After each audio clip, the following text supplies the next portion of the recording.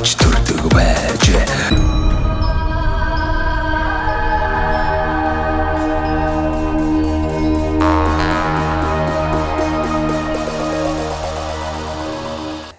Жоох.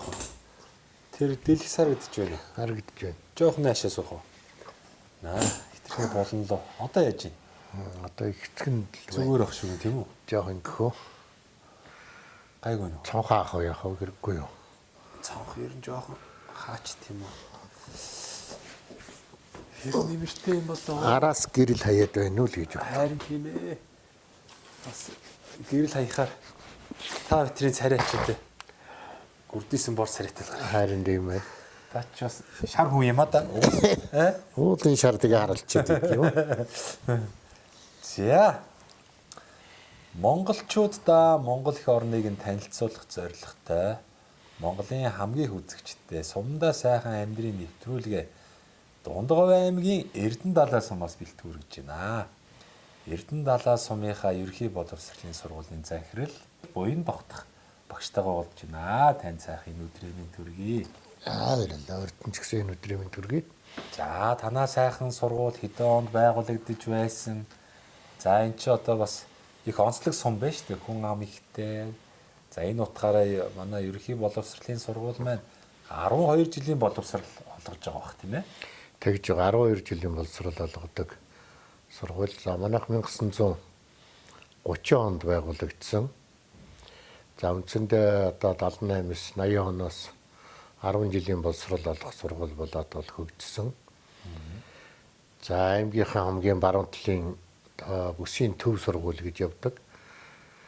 За манайх бол зүүн талаараа Дундгов аймгийнхаа Хулдлуус, Дэлгэрхангай, за баруун руугаа Сайхаваа сумд, за тэгээ болмоор Өвөрхангай аймгийн Санд Баян өндөр, Төв аймгийн Дэлгэрхан, Бүрэн, Баян жүлгсэн сумдтай бол одоо үнэндээ хиллээ явдаг. За хүүхдийн тооны тухайд бас баруун бүсийн төв сургууль гэдэг утгаараа нэгд хоёр тэгвэл манай сум эртнээс одоо олон хүн амтай, олон малтай одоо ийм сумын тухайд ер нь нутгийн сууршил бол сайтай. Тийм ч утгаараа манайх чинь 1170 орчим одоо сурагчтай, хичээлийн 3 байртай, дотгуур байртай ингээд сургалт хүмүүжлийн үйл ажиллагааг явуулж байгаа. За багш эдэлчэд нийлсэн 100 шахуу хүн байна. Одоо 95 6 хүн байна. За үүний одоо 62 3 багш боловсон хүчин байдаг. За багш боловсон хүчний тухайд энэ хичээлийн жилд гээд зөвхөн энэ хичээлийн жилээр үзэхэд манай дээр дутагдaltaй багш яхаа. За англи хэлний багш байвал бас хэрэгтэй байна. Ягаад гэвэл англи хэл чинь манайх олон цагтаа олон бүлэгт ордог. Ийм болохоор англи хэлэн дээр багшийн нягтрал нэлээд ахиу явж байгаа. Одоо бол англи хэлэн дээр 5 6 багш явж байна. Гэхдээ цаашаа одоо 7 8 хүрэх боломжтой. За физикийн багш 2 багш багаас 1 багш ажиллаж байна. За бусад мэрэгжлийн бүх хичээл дээр багш боловсон хүчин бол хангалттай. Ер нь боловсон хүчний хангалт манайх 98-99% ингэж бол явагдаж байгаа. За хүүхдийн тооны нягтралын тухайд ч гэсэн хөдөө орон нутагт гэдгээрээ бас боломж юм байгаа. За анги дүүргэлт 25-аас одоо 36-7-гийн анги дүүргэлттэй ингэж бол одоо сургалтын ажлыг явуулж байна. Тэгэхээр одоо анги дүүргэлт зөх хэмжээнд Улаанбаатарт төвлөрсөн газрыг бодоход харьцангуй бага байгаагаараа багшлах боловсон хүчин хангалттай байгаагаараа сургалтын ажлыг явуулах, хүүхдэд хүрч ажиллах энэ тал дээр бол манай сургууль ер нь хангалттай явж ирж байгаа. За багшлах боловсон хүчин дээрээ зүгээр авч үзэхэд манай өөрийн сургууль маань одоо олон жилийн энэ хурд туршлагатай өөрөөр хэлбэл одоо 94 жилийн одоо ийм суурьтай сургууль. Тэгээ 94 жил болж байгаа суурьтай сургуулийн төгсөгч нар байна. Буцаад одоо сургуульдаа, сумандаа ирж ажиллах одоо дур сонирхол маш ихтэй. Тэгээд ч одоо багш нарын маань ер нь 90% нь яг нутгийн боловсон хүчин буюу одоо өөрийн сургууль төгссөн одоо хүүхдүүд эргэж багшийн мэргэжил эзэмшээд сургууль дээр ирж сурч байна.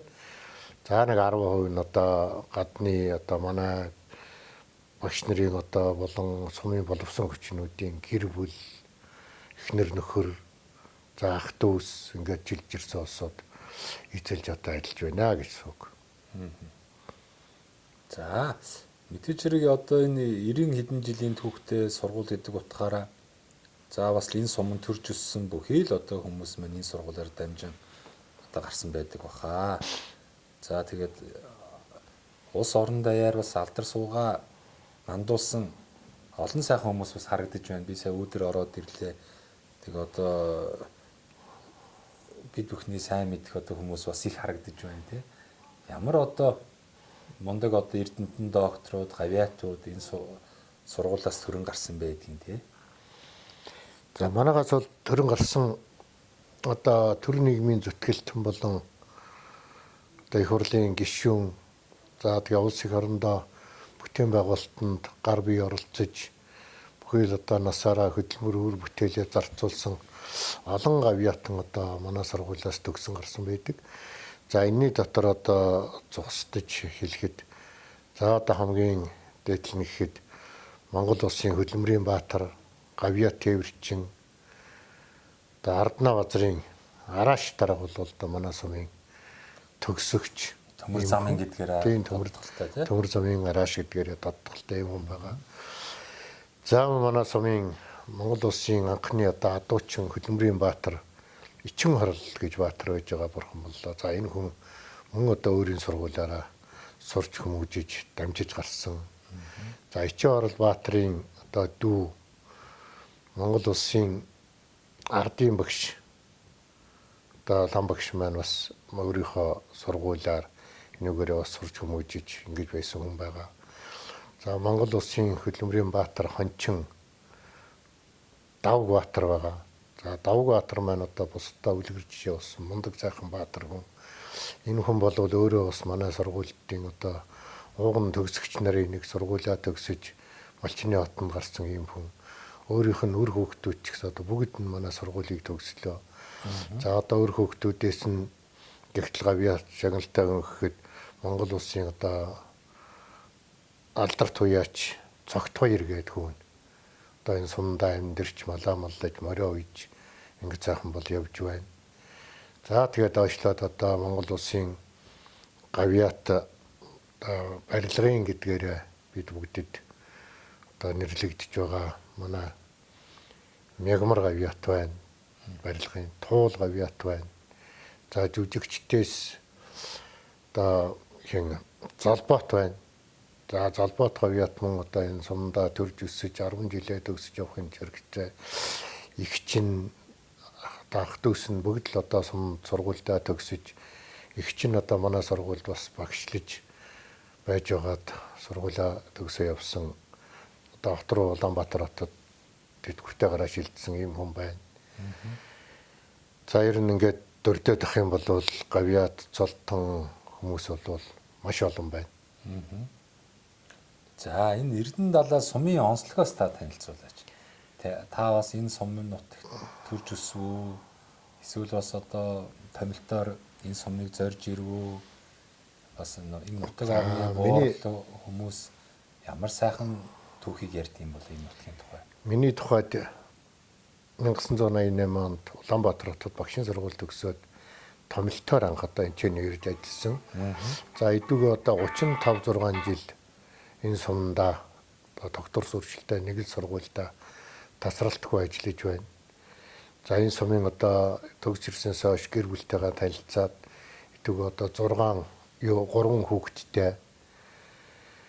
За 3 хүүхэд маань гуруулаа энэ өөрийнхөө сургуулийг төгсөөд энэ сургуульдаа сурч хүмүүжиж байгаад ингээд одоо цаашаага мэрэгжил эзэмшээд одоо ажил хөдөлмөрийн гараанд гарсан ийм одоо хүүхдүүд байна. За манай сургуулийн сумын түүхэн уламжил гэх юм бол манай сум бол эртнээсээ ер нь мал аж ахуйн үйлдвэр голлсон ийм сум. За мал аж ахуйн үйлдвэр голлсон гэдгээр онцлог тал нь юу нэхтэр олон жил одоо манай сум улсад адуугаараа хониороо олон жил одоо тэргүүлж ингэж явсан. За энэ тэргүүлж явсан энэ алдар гавьяач гэсэн одоо бахархал болж тухайн үед энэ сум нэгдлийг удирдан зохион байгуулж байсан одоо Махцандрын Намжил гээд Монгол улсын одоо гавьяат мал зүйч хүн байгаа. За энэ хүний бас одоо хөтөн зүтгэл тухайн үед их байсан байх, нэгдлийг одоо удирдах зохион байгуулж ингэж явсан. За мөн одоо манай сумын эмнэлэг гэхтэл одоо сум дундын эмнэлэг гээд нь ойр хавчмын сумдыг хамарсан үйл ажиллагаа явуулдаг ийм одоо эмнэлэг байлаа. За сум дундын эмнэлэг гэдэг утгаараач манай сумын их хэрэгч нар гээд ингээ явхад одоо бүрэн сумд би нэг ажиллаар явж байгаа очиход нэг 1000 хүүхэд их хөрж авсан одоо ихийн алдрыг тэмдэглэж байна гэд ингэсэн. Гэтэл одоо би тэр үед одоо Монгол улсын одоо гавьяат их хөргч болсон сайн жаргал эмч одоо гавьяат эмчтэйгээ хамт явж байсан. Тэгээ сайн хичээс та ер нь хэдийг их хөрж ба таны одоо 1000 болох болоогүй юу гэсэн чи шүүмэн юу ярьж чинь би чинь 3-4 мянган хүүхэд үлгийдээд авцсан юм шүү дээ гэж. Тэгээ ингээ бодхолоор бол манаас бол түүхэн гавьяа зүтгэл бол мундаг юм. Тухайн үед тэр эмнэлгийг удирдах байсан одоо эмнэлгийн дарга чимд эмч одоо бас гавьяат эмч байна. За ард түмэндээ бас бурхан эмчхэн шүтлэгдэж явсан бархас эмч бас гавьяат авлаа. Тэгэхээр манай сумд одоо бас зүгээр одоо нэг зөргий боловсролын сургууль төгссөн энэ улсууд маань эргээд сумдаа боловсон хүчин хийгээд ингээд ажиллаж байна гэхээсээ илүү ажиллаж байгаа улсууд маань сумын хөгжил, зүтгэл, дэвшилд маш их өр нөлөө, нөмөр нөөлгөн болж байсан юм алдар цуутгангуудлууд маш их байна. Одоо Хөдөлмөрийн Баатрын зэрэгт хүрч чадаагүй ч гэсэн тухайн үедээ сум нэгдэлтэй одоо ажиллаж аймаг улсын хошоо аваргууд болж байсан улсууд бол олон байдаг. За цагаан багийн одоо цэрэн дорж гэж мундаг одоо малчин ийм ард байна. За мөн одоо Тэнгэлгийн одоо Тогаавар, Баяр Сүх гэнтэргээд мундаг одоо малчид маш их байсан. За та одоо ингээд сургуулаа төгсөж ирснээс хойш одоо ингээд энэ Эрдэнэ далай суманда тасралтгүй олон жил одоо боловсролын байгууллагад ажиллажээ. Тэгээ одоо ажил амьдралын шаардлагаар одоо аймгийнхаа бусад сумд за мөн одоо цэргэлдээ аймагуд бусад аймгийн одоо сургуулиудаар нийслэлийн сургуулиудаар одоо туршлага судлаж одоо олон удаа явсан баха. Тэгээ таны бодлоор энэ хот хөдөөгийн сургуулийн одоо ялгарл хэр зэрэг байна? Нэг хэсэг бол одоо болж л өгвөл иргэд маань нэг аймаг цаашлах юм бол нийслэлийн сургуульд хүүхдээ одоо сурахчих юмсан тэгвэл одоо илүү боловсрал олоод авчих юм шиг одоо сэтгэж ийсэн цаг үе бол нэг хэсэг байсан. Одоо эргээд нэг харах дээр нь зэрэг нийслэлийн мэн одоо ачаал даац хэтрээ 50-60 хүүхэд нэг ангид байдаг. Багш нь одоо тулж ажиллахад бэрхшээлтэй болоод хувирчихсан. Эсвэргээр харин одоо энэ сум орон нутагт одоо өндөр боловсрал тий эзэмших боломж нь бүрдээд байгаа ч юм шиг дүр зураг харагдах юм. Та үүн дээр одоо бас олон жилийн салбартай ажилласан хүний хувьд эргцүүлээд бодоход ингээд яг хөрсөн дээрх амьдрал ер нь ямар байна? Хот хөдөөгийн сургуулийн ялгарл, боловсролын түвшин ер нь ямархуу байх шиг байна чиг хандлага. За ер нь ингээд бодохоор 90-ад онд одоо ардчил анх 90 онд үсээд ингээд гарсны дараа нэг хэсэг хүмүүс маань Улаанбаатар хот руу шилжиж хөдөлгөөн хийсэн. За нэг 2000 он хүртэл бас хувийн сургуулиуд нэлээд олноор байгуулагдаад ер нь Улаанбаатар хотод очиж хүүхдээ одоо чансаатай сургуульд сургая. Мэргэжил эзэмшгэд одоо хүүхдийн мэдлэг боловсрол бага наснаасаа маш чухал учраас ерөнхий боловсролын сургуулиуд ерөн төлөвчтэй хандлагатай нэг хэсэг бол явж байсан. Бид нар ч гэсэн одоо Улаанбаатар өөрийн орон нутгаас гэхээс илүү Улаанбаатар явж туршлага судлах энэ ажлыг бол одоо төлхөө хийдэг юм л байлаа. Гэтэл одоо сүүлд одоо энэ 10 оноос 20 оноос хойш ингээ бодоод ирэхлээр ер нь биднээс Улаанбаатар хотод очиод за нэг туршлагын сургуулийн туршлага судлыг аль гаргахад одоо нэг Яарамгийн төгжрлээс авахгүйл хотын төвд нэг сургуулийн туршлага судлах байсан бол энэчнээсээ Улаанбаатар хот хүртэл нэг 5-6 цаг давхиад ороход тэнцээ очиод 5-6 цаг төгжрэлд ороод юун туршлага судлага тэгээд одоо нэг сургуулаар орж чадвал чадахгүй болоод ботчихдээ. Гэтэл одоо манай аймгийн төвч байдаг юм уу? Бусад манай энэ сумдууд үнэхээр бусдаа туршлагаа түгээгсэн мундаг одоо менежменттэй мундаг сургуулиудыг олон бий болчихлоо. За бүр зэрэгэлдээ аймаг гэх юм бол өвөр хангаа өмнө рүү ч гэсэн явж туршлага судлахад бас болцооны. Үнэхээр одоо бас тэр хүүхдийн төлөө мэддэг боловсролыг олгохын төлөө хөдөө сумдын сургуулиуд ер нь хотын сургуультай энэ дүүц зэрэгцэхээр бол болж байна.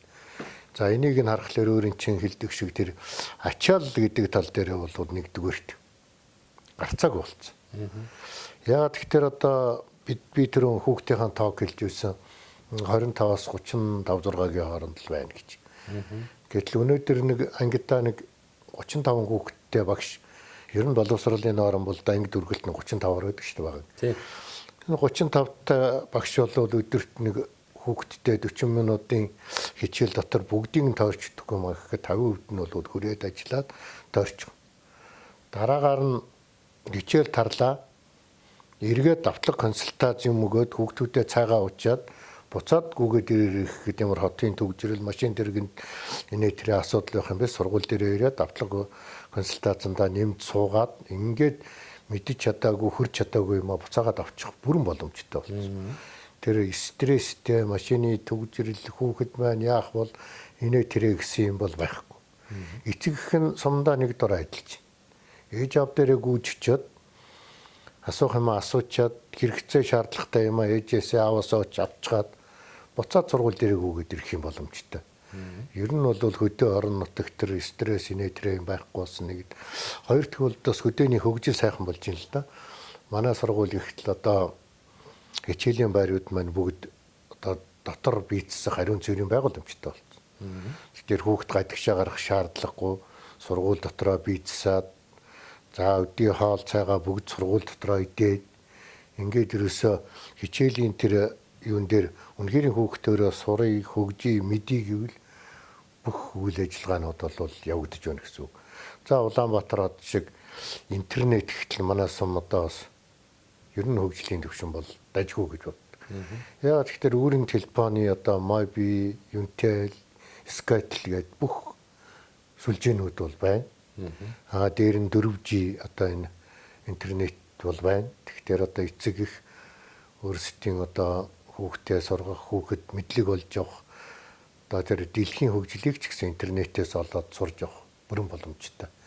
Ийм бол болчиход байна. Тэгэхээр Улаанбаатар хотод тэр утаа төгжрөл бохимдол дунд байснаас хүүхдээ яаж хүргэх үү, яаж авах уу гэж одоо зовж юуснаас цэцэрлэг нь хажууд, сургууль нь хажууд байж гин, ажил нь хажууд байж гин.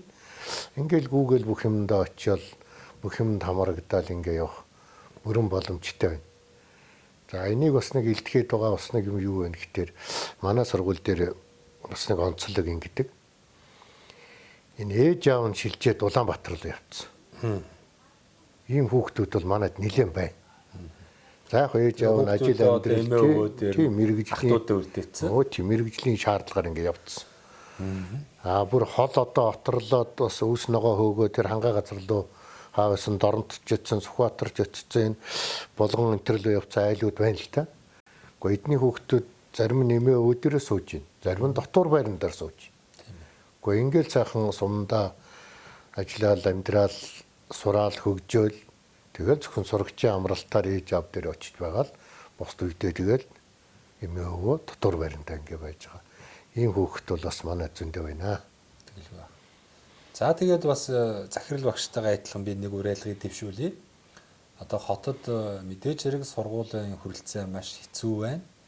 За тэгээд хүүхд хөгжөхөд бас их бэрхшээлтэй болчлоо. Аав ээж нь өдрийн 5-6 цаг төгжрээд хүүхдтэйгээ бас уулзч амжихгүй ч одоо тийм гэр бүлүүд байна шүү дээ.